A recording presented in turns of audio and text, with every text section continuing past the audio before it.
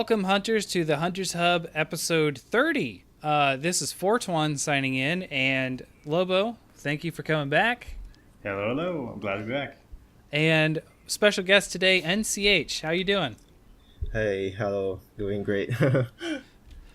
Alrighty. Well, today we're mostly going to be talking about you, NCH. So, Lobo and I are both big, huge fans. There's a lot of adjectives there.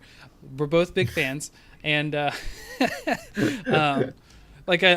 were talking a little bit before we started recording. Lobo, you didn't hear this, but my wife was like, "Wait, you're having the cartoon guy on there? That's like having a celebrity."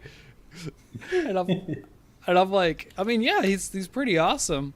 But, she hasn't said that about, anyone else we've had on ever. She's like, I don't care. So I was like, okay, well, good to know you like someone we have on. So, but anyways, NCH, we like to sort of get to know you with a couple questions. Yeah, sure. So to start out, what's your favorite weapon to use in Monster Hunter? Okay, back during the previous generation, I usually start the game with Great Sword. Mm-hmm. Yeah, so Great Sword would be my so-called favorite weapon back then. But for now in War, I'm now kind of stuck with the heavy bow gun because I just like the new control scheme of it, and yeah, I can't get enough of. It is yeah much better. I 100% agree. I was like, I actually don't hate bowgunning now. This is amazing. Yeah, because I mean the reason why I didn't really start with Great Sword in War, because I just realized that most of the design, I mean, every weapon in War, they tend to just be similar, but they stick like a skin over it. So I wasn't that interested with the Right. Yeah, because back in the previous game, a lot of unique design. So I want to get this very crazy looking great sword design. So I usually start off with great swords. Yeah. Yeah. But now the gun, yeah. But I still use, but it's not my highest Right. use count. Yeah. Well, for me, I mean, I've stuck with longsword and I've not got off of it yet. I just haven't. I mean, I've played some other weapons, but I've never to any significance. So we also like to ask you, how did you get into Monster Hunter? Like, where did you start? Like, what introduced you to the game and that kind of stuff? When did I think it was back during when I was in the military army, because Singapore we get conscripted when we are 18. So Oh yeah. Peru does that too. Yeah. Okay, so my bunkmates are actually playing on Monster Hunter Freedom Unite on the Vita. Mm-hmm. Or I mean PSP. I think back then was PSP. So yeah, I saw them play, and it got my interest also. But I mean back then I was a 3DS player, so I think I after that they announced it on the Wii, so try on the Wii. So I guess I went for that, and that's how I got into it. Yeah. Yeah, I noticed like a lot of your videos are very Monster Hunter like third generation oriented. Yeah. Like a lot of your humor comes from that, and I think it works really well too. Like Yeah. there's a lot of weirdness in that third gen that you capture very well. Especially with that Devil Joe. So we also like to ask, what are your top 3 monsters? I'm going to guess one of them is Devil Joe. Am I wrong? Maybe top 3 monsters. I actually. This is. Let me think for a while, because. Yeah, that's fine. Most people have to think about it because they haven't thought about it. Okay. Yeah. Okay. I not according to ranking, but I mean I just pull out the 3 that I enjoy. Sure. I like the Lagiacrus. Okay. Yeah. Solid pick. Yeah, and I also like the crabs, because I mean the crustacean monsters yeah. actually quite interesting to me. Yeah. Especially I think the Shogun Senator, yeah. Oh yeah. And I think one more would be, let me see. I think I will actually. I also.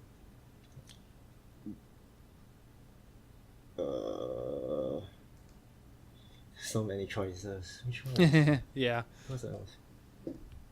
But I think I know back then I was farming the nibble snuff quite a lot because I actually like the armor design because of the military aspect of it. Oh, Yeah, okay. this yeah, I mean this around these three monsters, yeah. Yeah, it's very interesting. We haven't had Nibel Snarf on the list yet. That's a good one. Yeah. Yeah. Because I mean the gun, I mean aspect like most of the weapons, especially the guns, are very military based, like real life weapons. So yeah, I think I went for mostly that back then.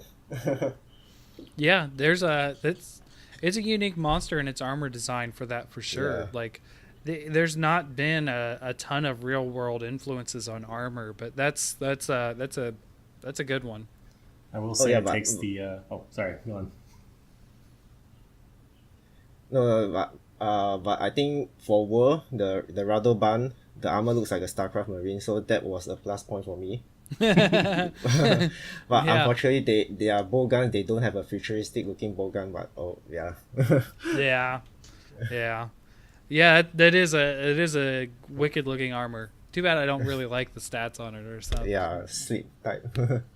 Yeah. So, Lobo, what's our extra question here? So the extra super spicy question is, if you could date any monster, which would you date?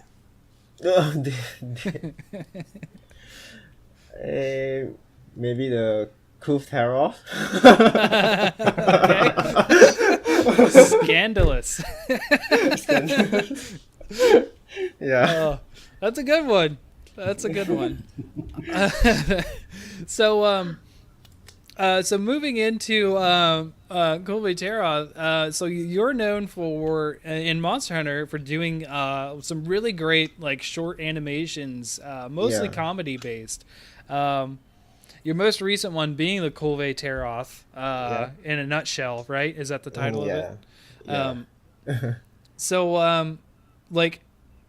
I mean, like, I'm not an animator. I've never done stuff like that, and I mean, I can kind of draw, but like, one question I've always had for doing that kind of thing, like, how hard is that to do? Like, how long does it take you to do just an episode? Okay, for like the Monster Hunter series, this is actually technically it's a very easy episode. It's more like junk food to me because it's the lowest quality. Because the production time will mostly about 1 to 2 weeks, 3 weeks tops if I'm doing a lot of crazy references. But usually the production time lasts about 1 to 2 weeks. But for like when I go into actual detail animation, like V-Rage or the Ezreal animation, that one I put a lot more time into it. So those take months. Yeah. Okay. And they are usually a side project while doing other smaller, faster animations. But yeah, I mean for the Monster Hunter series, is really so-called quick animations. Because I've been implementing a lot of cheating techniques and make things faster to accomplish faster in animation, because I mean these are the whole point is to get the joke out, to get the joke adapted into animation, and it's not focused on the quality of the animation. Of course, there are some exceptions when I'm trying to do some references, like in the Venus episode, the Mittens in Monster Hunter Generations shorts. The Mittens episode, I did a Jurassic Park reference, so that was like I based on the running scene, the car escaping from the T-Rex. So yeah, I was doing a homage to that, so that took me like 2 or 3 days just to get the whole scene out. Just for the 20-second scene. So I think that took me like almost 3 full weeks, 3 weeks to get the whole episode out. Yeah. Wow. So yeah, you mentioned that this is like easy animation for you. That blows my mind. These are so good.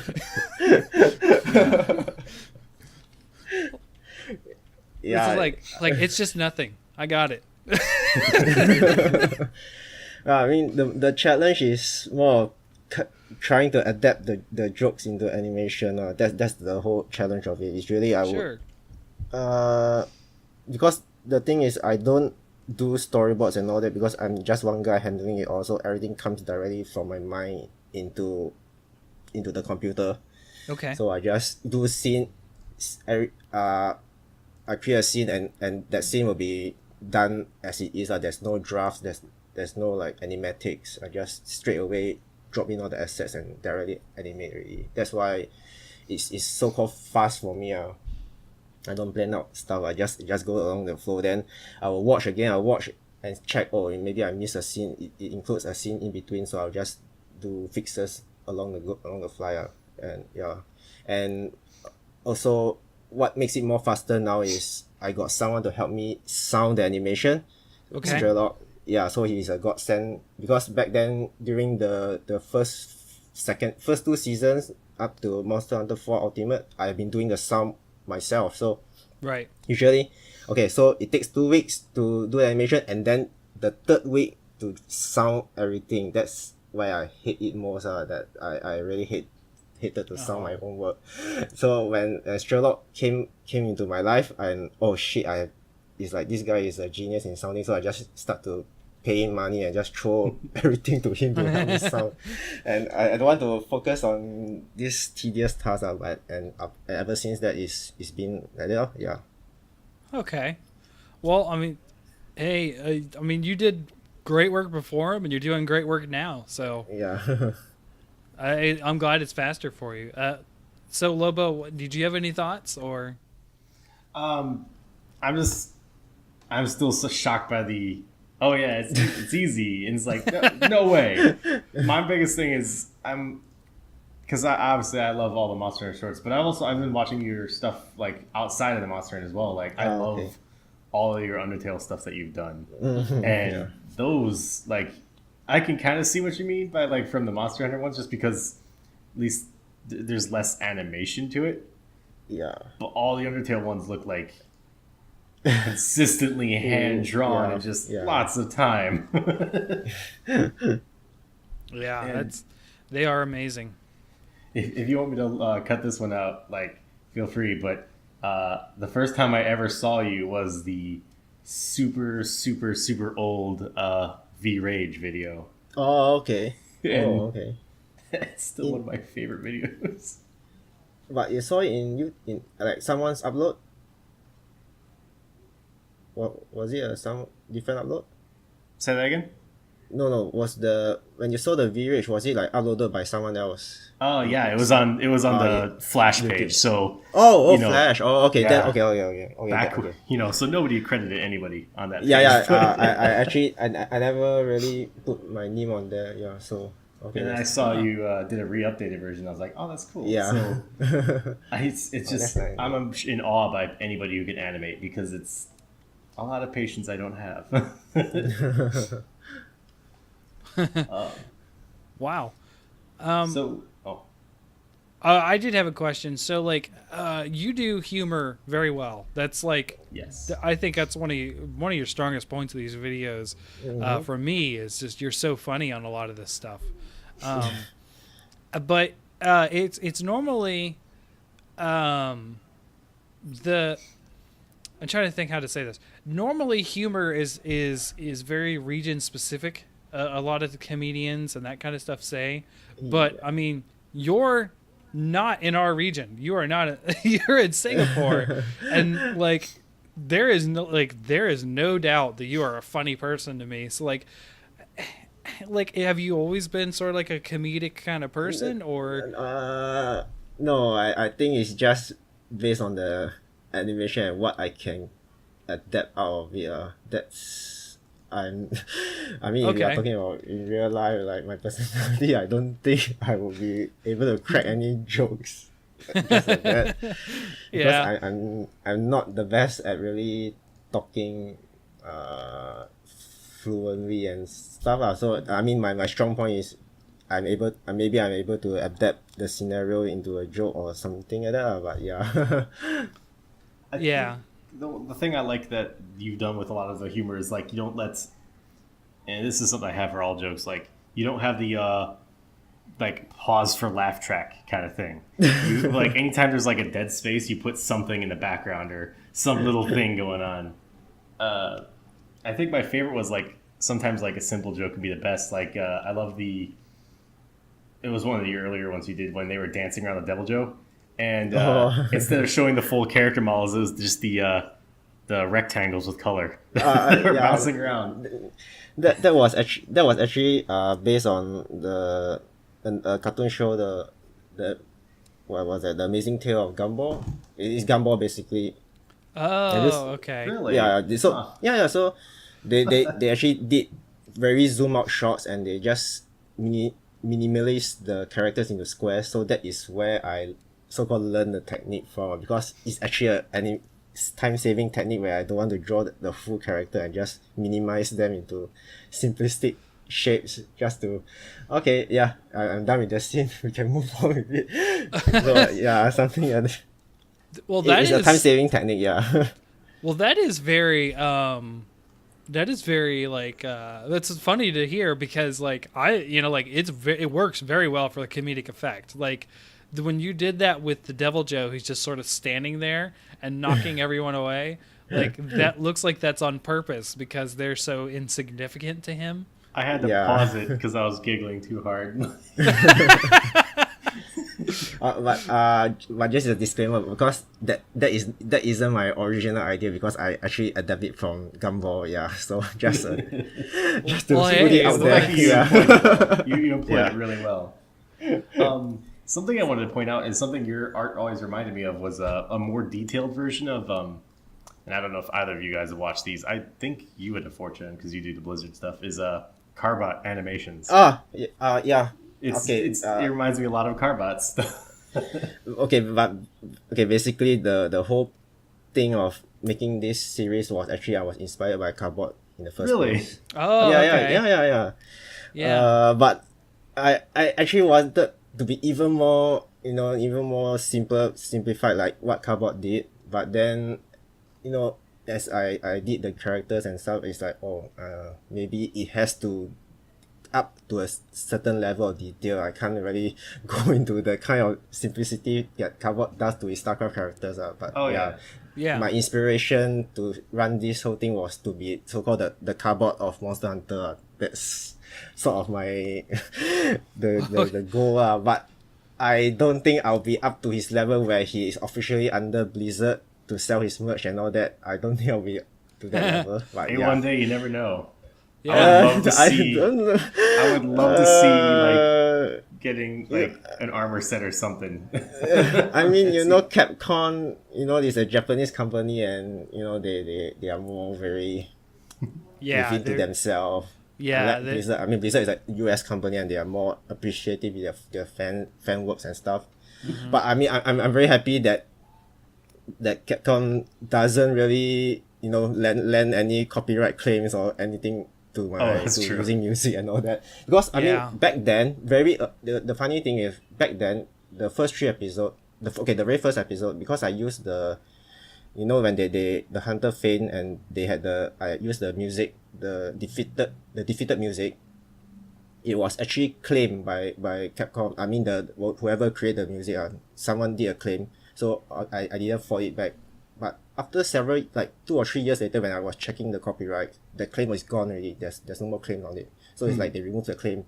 So I think they like, because people are streaming the games and all that, so I think they dropped all those audio claims. And that's what I think how it went. It's harder to justify going after animators when you're letting people stream your game.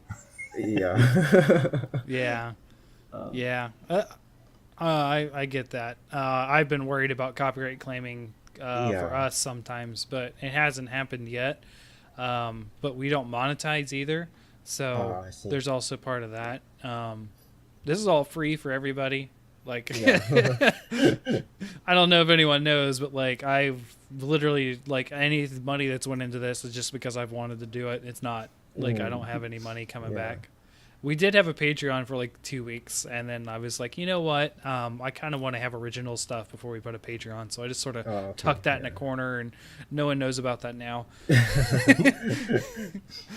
I wanted to ask you. So, I mean, like you do, like I said, you do comedy really well. You do a lot of parodies. I like just a shout out to a couple. I love your Lemmy Smash parody with the Curry Pecco. That one's great. I showed my wife. She didn't get that one. But Nergigante in a nutshell is a favorite here at the house. Okay. Kulve Teroth, my wife is cracking up even though she's never even seen the monster. Like there was some good stuff, but the one I wanted to ask you about, because it kind of felt like it came out of nowhere, and it definitely isn't in your seasons, was the Monsty shot, the Nargacuga. What inspired that? Man, I mean it was adapted from a short comic. I mean I link it there, but it was the the Monsty shot was technically supposed to be another spin-off series, but I haven't got to working on it, so I just decide because Monsty shot is more monster oriented only, without any hunters at all. Of course, I mean the very bonus ending was just me messing around with the secret bonus ending at the end of that. It was just me messing, but technically the show is supposed to be just monsters only.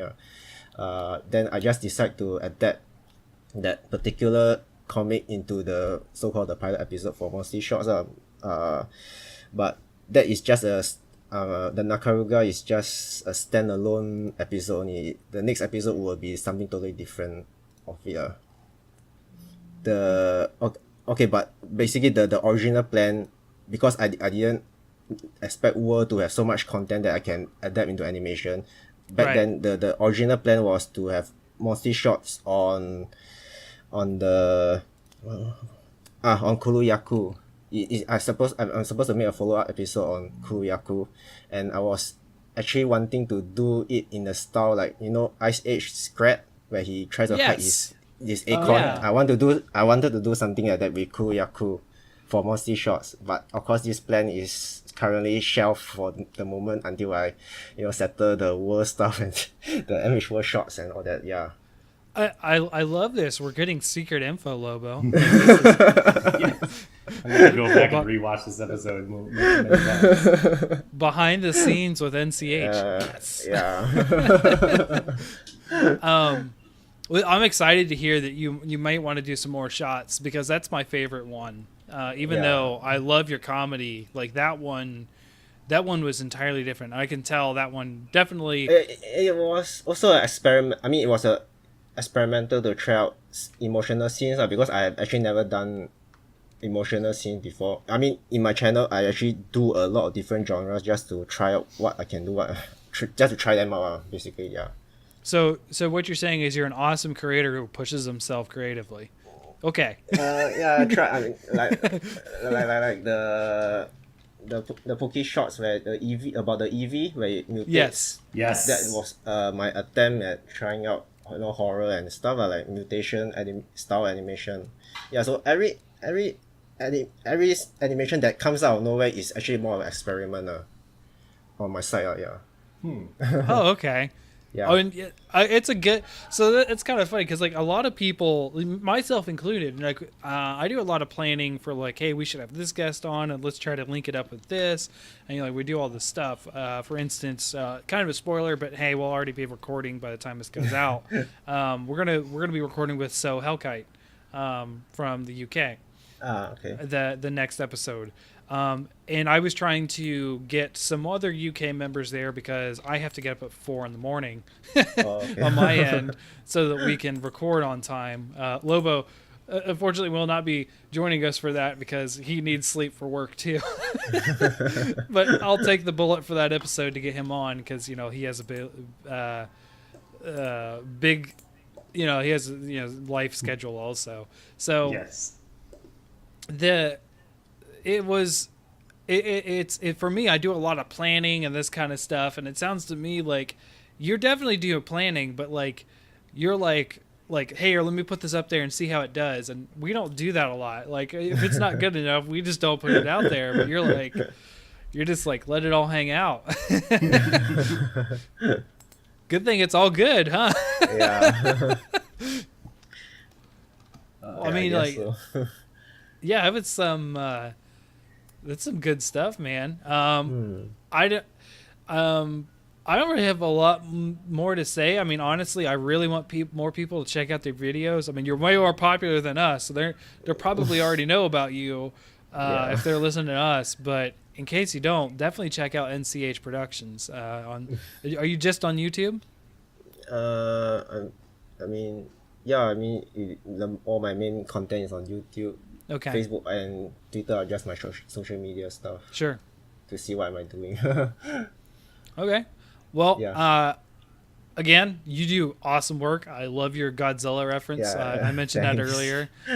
I use your Devil Joe dancing with the chicken Nice. GIF all the time. Yeah. I just use it today. It is you do some brilliant animation. I can't wait for Chara versus Buddy. Oh, it's coming out soon. Good. But that is more of a collab. Yeah, it's just going to be hosted on my channel. It should be next month after because I'm actually coming up the last episode of Monster Hunter World Shorts this month. Okay. Yeah. It's so called my season break because I need to so called stop doing this short series for a while and maybe wait for the next major update then continue on.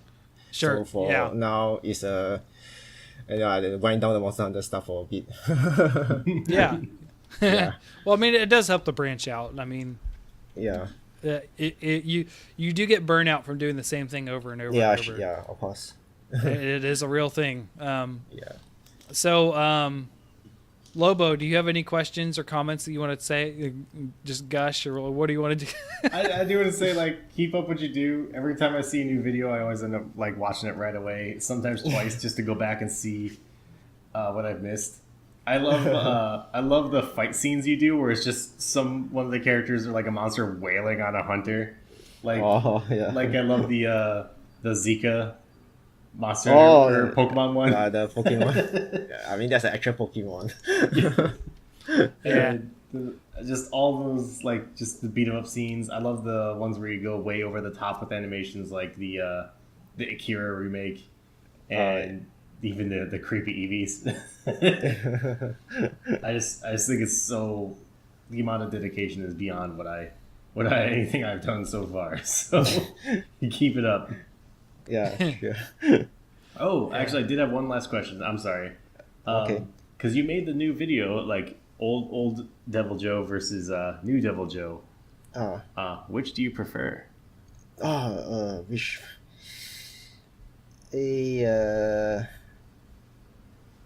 I think I would probably prefer the new one, except if he has the old one's breath attack, I think it would be perfect, I guess.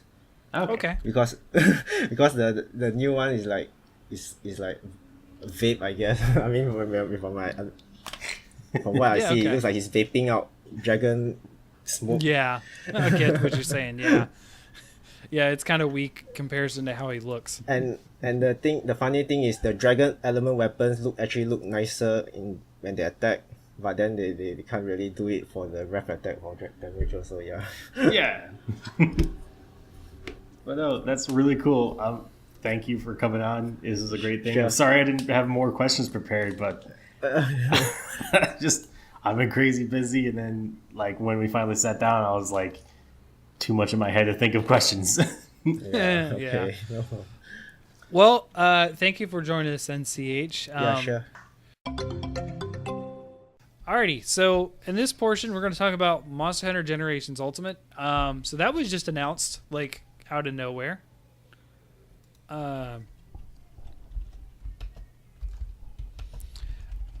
That would...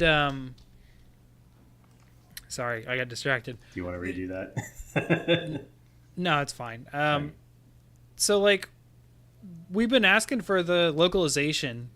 I mean, I've been very vocal about how I felt kind of spurred that wasn't coming out. And here I now feel like a jerk because it was coming out the whole time. They just, didn't want it to interfere with World's hype. Yeah. And you notice right as soon as Monster Hunter World really starts dipping in popularity, they drop this. And now, guess what? It's all over social media again. I think part of it is also they dropped it because of we're leading up into E3 as well. So that way they can drop it now and be like, oh, we're doing it. And then they can get an announcement ready for E3 to make it more officially, actually show screenshots and maybe have like a playable spot or something. Yeah. So my hopes are still for the big update in Monster Hunter World for E3. But how is this going to affect Monster Hunter World? Like as far as you playing it, Lobo? Like what? I think I'm gonna bounce back and forth between it. I'm still debating if I'm gonna get it. I think I will because just I didn't do double cross at all. I tried it and it's like nope. Translating stuff was too much of a pain. So there's same here. Yeah. How far did you get in? Not. I got like to rank 3, I think. You got better than me. I never even went to the online hub. I just did single player. But that was like I was just kind of done. I was like nope, this is too much. So the fact that I can do it all, and also the biggest thing for me is the fact that we can bring our stuff from Generations, so I don't have to start at the beginning again, means I'm definitely going to be playing it when I pick it up. Yeah, so speaking of that, remember I lost my Generation save? Oh no. So, yeah. So you're going to start over? I'm starting from scratch regardless. So if you want, I can start with you and we can go together. Well, my wife has either thrown away or done something with my charging cable. I cannot find it. Uh-oh. I actually started playing again already. But as usual, I'm doing all the single player first. Oh, right. So to give everyone a fun heads up, if you are intent on playing Generations 2, I don't know what the real answer is. Generations Ultimate? Okay. Yeah. If you're going to play Generations Ultimate, but your first one was Monster Hunter Worlds, things are different. It is going to be a little slower at the beginning. That's the main reason I hadn't really gone back to the other ones, because I do like the handhelds for a lot of reasons. Sure. Hunter rank 1 and 2 is not one of them. Startup is a lot slower. You are very poor in the beginning of the game. But I'm actually excited, though, because there's so much in the handheld games. I'm going to consider Switch in the handheld series. There's just a lot to do in that, and there's a lot of armor sets in Worlds, but there's more in Generations and for you, and I'm assuming Generations Ultimate now that we're having a G rank version. Yeah, I'm excited, honestly. I've been sort of boiling down on World. I'm very close to the end. I still need those 5 crowns, but Yay. I'm still like it's not that I'm it probably is that I'm getting burned out on it, because I've played it over 500 hours now. Yes, and I don't get frustrated when I don't get a crown, but it is sort of like, okay, yeah, I didn't get a crown. Okay, I didn't get a crown. Like it feels like I don't feel like I'm getting good chances for crowns. You know what I mean? Right. Just because it's so hard to get those quests for those monsters. Let alone get a perfect quest for, a monster that comes up all the time. Elders are a new deal. Yeah, I can imagine. You can't just grind an elder one after another. I mean, I could. I have a lot of tempered saved up, but I don't know where the tempereds lie on those crown chances that well. I do have a suggestion then for you, as well as this version, Generations Ultimate coming up. Now that you have a better computer, I was going to say working computer, but that seemed like a low blow. It was working. Oh yeah, so people know, because like you haven't been following Hunter Sub Twitter, but I put it all up there. My computer was dead. I went to go buy the new parts for my computer just because it was time. Like I needed to upgrade. And this was so today's Sunday. It was Thursday. I went to go get this stuff. I come home that night and I put the stuff in the basement, and the girls are with me, and they're all, playing around in the basement while I put this stuff down. And they're like oohing and awing as I'm pulling the boxes out of the bags for the motherboard and that kind of stuff. And I noticed that my computer is in Windows repair mode. And I'm like, what's going on with that? So I was like, whatever, I'm just gonna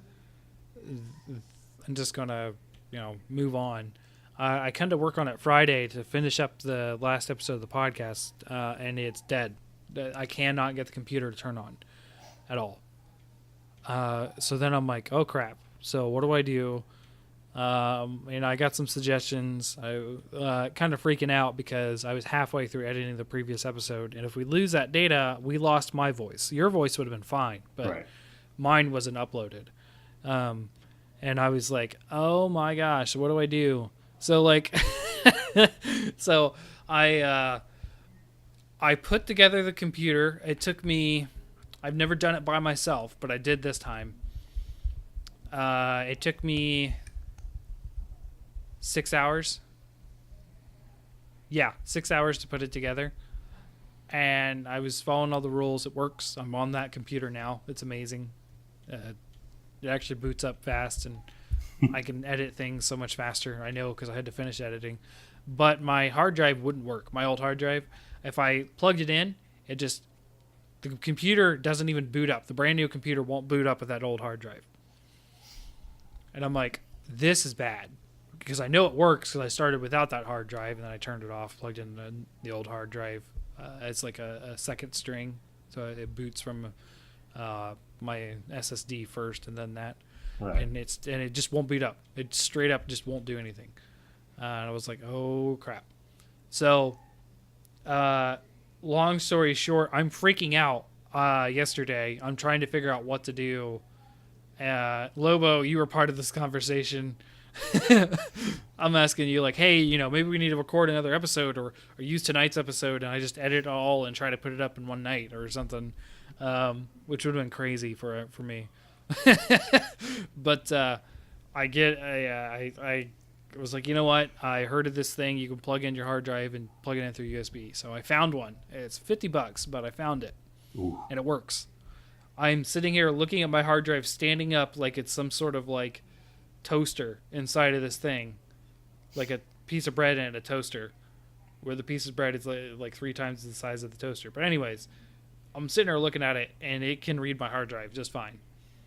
And so I was able to pull things off and finish editing, and I didn't lose any data at all. Like, my whole hard drive is there. So awesome. I'm so happy. It was made by Insignia. It's just called a hard drive dock. That's basically what I was gonna do for yours. Was because I'd offered we were getting desperate. So I was suggesting to ship it to me. Yeah.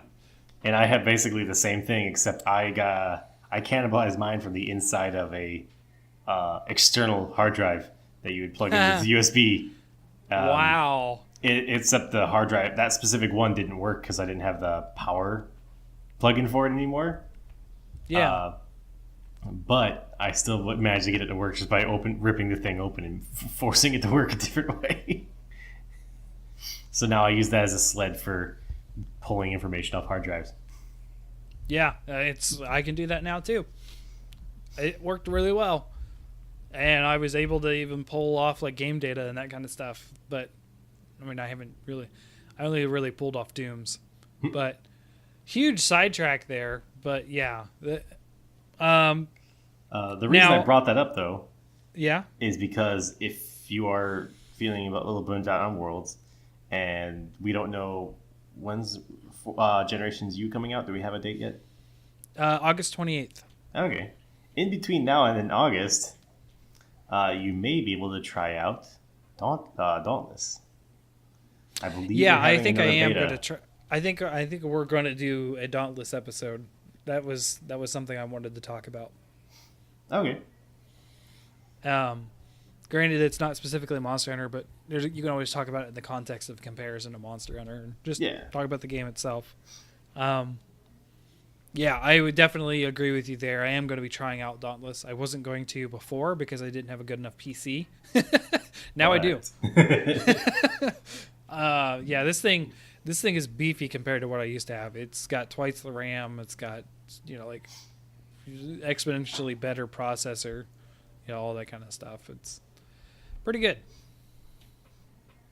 I went Intel this time. Last time I went was the other AMD. Okay. So I don't know. It's working out pretty well. I was going to say, as far as Generations goes, I've been still replaying Generations, and I was like, you know what? It's time to use a new weapon, right? I'm just going to make this a thing. I main a different weapon every game, right? Oh boy. So I started playing it. That I did have a character when I was like, okay, I'm just going to start over, and I got like 9 hours in. I wasn't very far, but I'm into 3-star village. So I'm actually fighting monsters. I'm actually farming kazoo. Right. So it's not that bad, right? Where I'm at. I got through the boring fetch quests in the first 2 stars. But when I started that, it has a bunch of charge blades. And I'm like, you know what? No, I'm going to try something different. So I tried Greatsword. And I'm not a fan. Not a fan. Oh, I was about to ask, did you try Adept Greatsword? And then I realized that doesn't exist yet. I would suggest trying it out once Generations Ultimate comes You mean out. Brave? Yeah, that's what I meant. Sorry, Brave Greatsword. Yeah, no, Adept Greatsword is there. No, I didn't try Adept. I did do Adept Greatsword the first fight, but what I intended on doing was Aerial Greatsword. Oh, I did play Aerial Greatsword for a while. It's fun. It's silly, but it's fun. Yeah, that's the thing, though. It's like it takes away the whole mechanic of the weapon to put it on the jump attack. So, like, you have to constantly be jumping. Yeah, but Aerial it's really strong in Generations. Like, it's really good. But it's also kind of, I don't want to say cheese, because this is a personal opinion of mine. It takes away a lot of the fun because most things weren't designed to fight against aerial opponents. And that's true. Normal, like, for example, normal Greatsword, you have to unsheath, charge, slam. Or now in, Worlds, charge, slam, charge, big slam. You forgot the shoulder charge in there. Oh yeah, that's right. But now versus in Worlds or in Generations, you could with aerial is roll towards the monster, jump up in the air, get a level 3 charge, slam, roll forward again, get a level 3 charge. Like, it's just kind of repetitive, and you don't have to worry about timing nearly as much because you can just roll towards the monster, and generally once you jump off it, you're going to be above it, so you're not going to miss with your sword. Oh, I missed constantly. Really? Don't. Yeah, but I mean, think about it. I was fighting mostly in Iodrome when I did this. So, oh yeah, okay, yeah, that makes sense. I mean, yeah, it's a small monster. But so what I'm going to do? So I put a Twitter poll out there, and this will be live before this. So I mean, the listeners probably can't participate unless they're already following Hunter's Hub on Twitter. But what I did is I put, hey, I got to start over in Generations, so what should I do? And I put up three options, with the fourth one being do something different, right? So I put stick with the longsword. What did I say? Relapsed hammer bro. All right. Because I used to be a hammer bro. Or go back to charge blade. And then other. By a long shot, other one. So my others are, and I'll ask you for some advice here, Loborin, because I want to do something fun, but I do want to sort of dive into it. Like, I guess if I'm sort of forced into something, I might commit to it because I'm so like, I just want to play longsword. But I don't want to do that because it's definitely different in Generations versus Monster Hunter World. So what I'm considering are 4 options. I'm considering Adept dual blades. Does that sound like the best dual blades you can do? Adept dual blades are pretty good, pretty good. Okay, so I'm considering Adept dual blades. I played a little bit of hunts with them as against a Gypsaros, and I don't know how it was doing too well. But then again, I'm still readjusting to playing on the 3DS again. There's Adept dual blades, aerial greatsword, as I mentioned, and I'm thinking something with insect glaive. For Wolfie Melon's sake, she suggested insect glaive. I really don't know what to pair with that. Aerial insect glaive is like the greatest. Really? Because it already has an aerial attack. So the difference between normal insect glaive, because normal insect glaive, prior to Worlds, I keep pointing this out, your bounce just kind of made you go up. Yeah. And then that's it. Aerial insect glaive, you have two different bounces. One that makes you go up, and then one that just catapults you forward. So nothing can escape you. Interesting. I enjoyed it. It was fun. So I guess I'll say aerial insect glaive. And then I was also thinking Adept Lance. Adept Lance is weird from what I saw. It's a lot of perfect blocks. Yeah, I was going to suggest aerial sword and shield. Well, I definitely want it to be Lance. Oh, really? So whatever style in Lance. Oh, okay. Is it just because you never played Lance or what? Mostly, yes. I'm trying to go outside my comfort zone. What you could do is you could play... you could do multiple styles per weapon. So if you go Lance, just try out the different types of Lance. Because air Lance is silly. I didn't intend on solidifying my style yet. Right. What I'm gonna do is put up a Twitter poll probably after we record tonight, saying those 4 weapons, and then have like a day or two on that poll, and when that results come back, say, okay, so which style do you think is best for that, and give me a why. So, yay. I think that's what I'm going to do. And the reason why I'm doing this is because if I go with myself and what I want to do, I'm probably just going to go back to Charge Blade because I really loved it in Generations. Adept Charge Blade. So. You should main Savage Cat. Oh, they made a new name for it? Well, no, there's a different type of cat now. So there's a special type of cat. In Double Cross, they made the different... I thought it was just called Rage Mode cat. Well, that's what I meant. Is I couldn't remember what the actual name was, but you should do that. I don't... No. Because I don't... I like playing as the cats just fine, but... No. I kind of want to... I don't know. I feel like those 4 weapons in particular are something I want to get into. One of those 4. Okay. Which is why I suggested those 4. Because I could have said stuff like bowgun or bow or that kind of stuff. But those would really be outside of my comfort zone. But I'm interested in these 4. So between these 4, what should I pick? Okay. You know what I mean? Like, I like the cat, like I said, but it's not something I want to main. I'm going to be playing heavy bowgun because I want access to that adept style so bad. You get fast reloads and chain guns and super dodges. It's just great. It's great. I want it. Well, we will definitely have to hook up as soon as I find a cord. Which I don't know what she did with that. It was weird. She just basically unplugged it and put it somewhere, and I'm like, I don't know where you put it. Fun time. All right. And this is recent, so. So were we good on Generations? Well, I did want to say one thing. Okay. So, for me, I kind of touched this on a bit. I am kind of dumbing down, sort of slowing down on Monster Hunter World. But I think what I'm going to do is probably still focus on Monster Hunter World mainly until I get those crowns, and then I may drop it just to play Generations. Okay. And also Secret Project. Well, yeah, and Secret Project, which I have been playing. Yes. Don't get me wrong.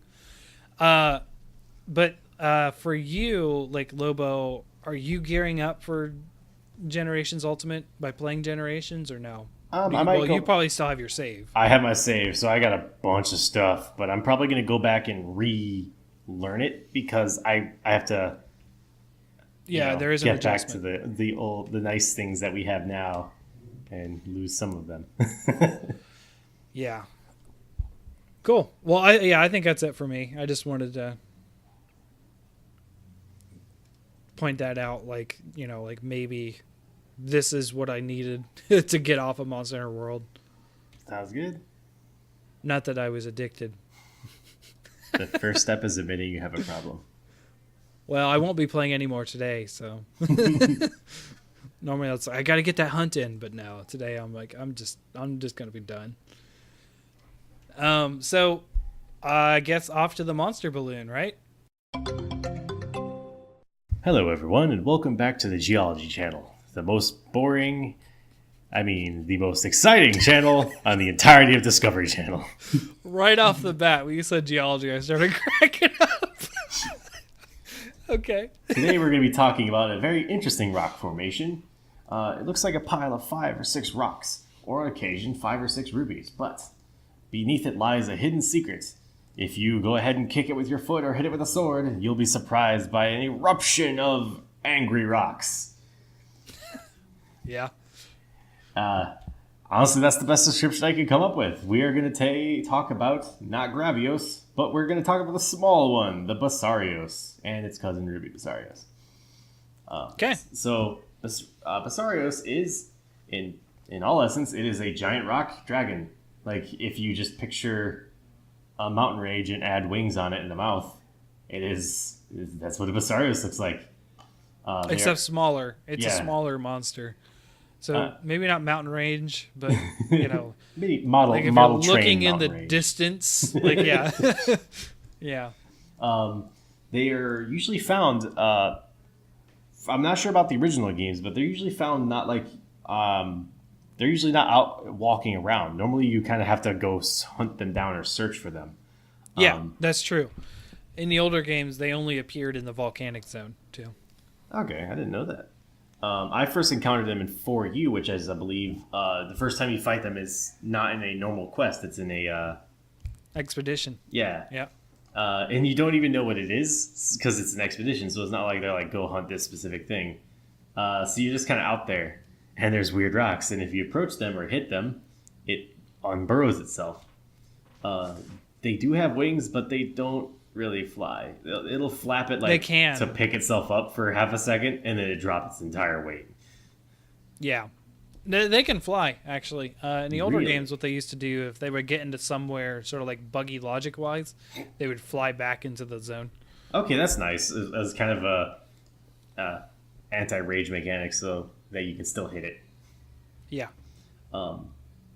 So a Basarios, in fact, is just a smaller version of a Gravios. Gravios is the adult, bigger version. Right. The only element they really use is fire, and then not much.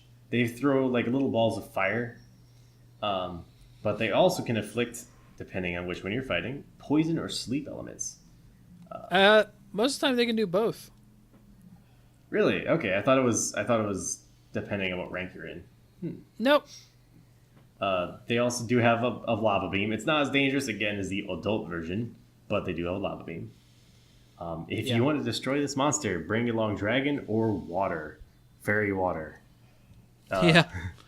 In fact, in 4U, they were kind of famous because there was Basarios you had to fight pretty early on, and some things had a hard time against it. Some people's weapons were just bad against it because it bounced off a lot of Sharpness weapons eater. and a lot of issues like that.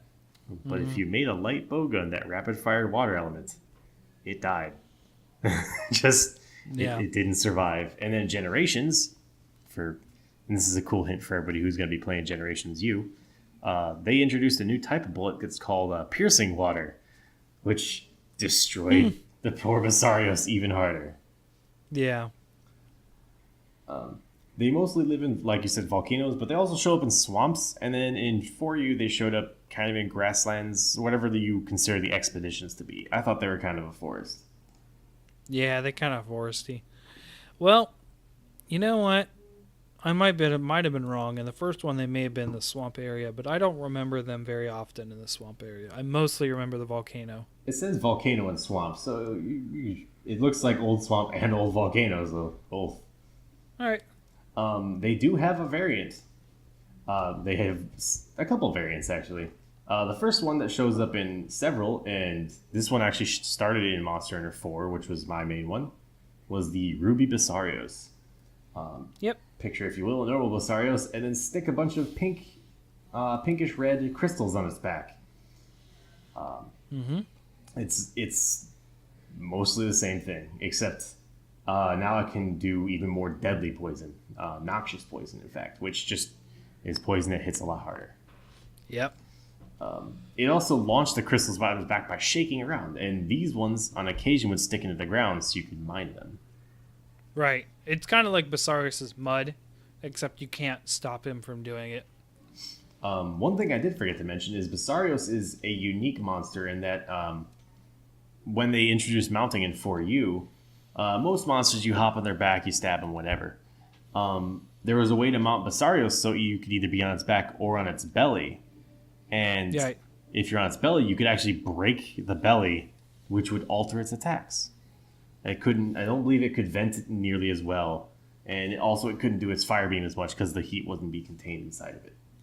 Right, which also, it exposed a fire weakness zone, which is the broken stomach. Really? Okay. Yep. Unlike the normal Basarios, don't bring fire and don't bring dragon. You actually need to bring ice to fight a Ruby Basarios. Which is an odd choice, but... there are a couple other variants of it. One of which all three of which are from the other lands. Frontier. Yes. Yay. Well, two of them are from online, actually. Oh, okay. The first one is the Hardcore Basarios, fall in the hardcore line. It's the normal Basarios, except they have a branch on their back and a weird purple stain around their belly. They gain a couple more attacks, like the normal heat laser thing. It can now fire 3 of them rapidly, just one after another. Okay. Along with they'll usually do the 3 in a row and then do their poison burst and then roll over while emitting poison. They now can also dig, and when they'll like pop their head back up to shoot a ball of fire at you. And they just got more firepower. So it's not as extreme as some of our other hardcore variants, Mr. Farcaster, but there are others. 2, unfortunately, I was not able to find much information on, is because I'm not sure if they have altered information or altered just looks. In online, there's 2 variations called the Crystal Basarios and the Sandstone Basarios. For the most part, it just looks like a Basarios made from different materials. Obviously, the crystal one's more dark, and it looks like it actually lives in a cave. And then the sandstone one is exactly like you'd find in Monster Hunter World's desert. Just picture the rocks there and then make a dragon out of them. Right. But it's unfortunately, due to it being online, there's not much information about it. Yeah. I didn't have too much about about Basarios today because it's a pretty simple monster, and it leads into a bigger, better monster later on that we will be talking about. I do have a couple things about Basarius. Sure.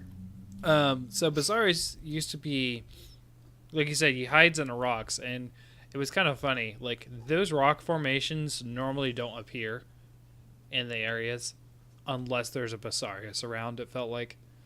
Yeah, I could be wrong, but like, there's just like a small rock, a big rock, and a small rock sticking out of the ground, and that's sort of like what he looks like. And like, those would be in a certain area in the volcano if Basarius was there. So you're like, okay, there's Basarius. He's somewhere in this area. So like, it wasn't really that good at camouflage. You just sort of had to go hit each one to see if it was the right one. It's not that much different from Nibelsnarf in the desert, the dunes. I always thought it'd be cool if they had a special event quest where like they put you in the arena and there's just like 30 of those rock formations and only one of them is the Basarios. Yeah. You could easily solve that, though. I think a sonic bomb takes care of it. I think. I have not tried that. Something does. Paintballing works, too. Oh, yeah, that's Gets true. mad. So did you ever have issues fighting Basarios personally, Fort? No. He does surprise you sometimes. So you mentioned he can do the lava beam. He Yes. doesn't normally do the lava beam. In fact, most of the time, he fails at doing the lava beam. So he'll do it, and it just ends up coming out as a roar, and you'll see it sort of start up and just never go. And I assume that's because he's young, Yes. right? He's a young Gravios, so he's not really learned his abilities, or can't always do them, or that kind of thing. So that was one aspect of it. But sometimes he would get me because I'm like, it's not happening, and it starts flashing, and I'm like, it's still not happening, because he'll fake you out too. It starts flashing like it's going to go, and it never does. And then sometimes it does get you. But I mean, I'm not saying I've never carded to Basarius, but like, I don't know, it's always been sort of an easy fight. Okay. Oh, Even Ruby Basarius. by the way, I forgot to mention, if it does do its laser beam, you can't block that unless you have guard up. Just keep that in mind. Yeah, it's very much like what's another unblockable attack, really? Gravios' one. Well, I'm trying to think in context of world. I mean, there's Xeno'jiva's beam. Yeah, anything by Xeno'jiva. Oh, what's his face? Valhazik's anything. Any of his breath attacks. Yeah. There's actually not a super ton that you need guard up for. Pleasieth? No. No, I meant in world. Oh yeah, in world, no. But Just Val. oh, Golden Ladies, Xeno. poison or lava pool. Oh yeah. Yeah, don't block in that unless you can for some reason. But yeah, it's a simple monster, and they usually introduce it pretty. It's usually in low rank, right? Yeah. Because they save Gravios for high rank. Yes. No, there's low rank Gravios. Really, I did not know that. Mm-hmm. But yes, that's really all I had for the monster balloon today. It's not super long, but we had a long, fun talk with NCH earlier. Yeah. And about my hard drive dying. Yes. Rest in peace, hard drive. Well, I mean, it's sitting right here. It's alive and well. It just, it needed a new home. As I'm stroking it.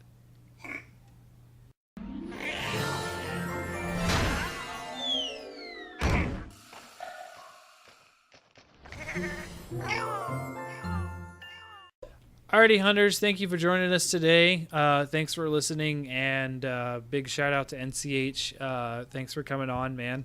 And we'll hope to talk to him again soon. But until then, you guys can catch up with us at Hunters Hub on Twitter. So it's at Hunters Hub Pod. You'll see me tweeting there a lot. And then that's run by me too. So if it's in like, hey, like a first person, that's Fortuan talking. Hi. But I will see you guys next quest. And where will you be, Lobo?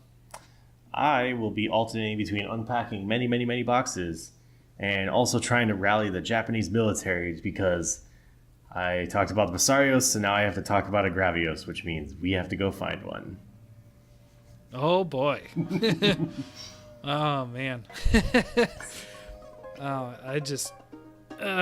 been a rough week, hasn't it? Yeah, it's been bad. Like I said, I just had to move all the boxes back in the box. Did you ever use that Twitter thing? No, it's not done yet. All right. I gotta check.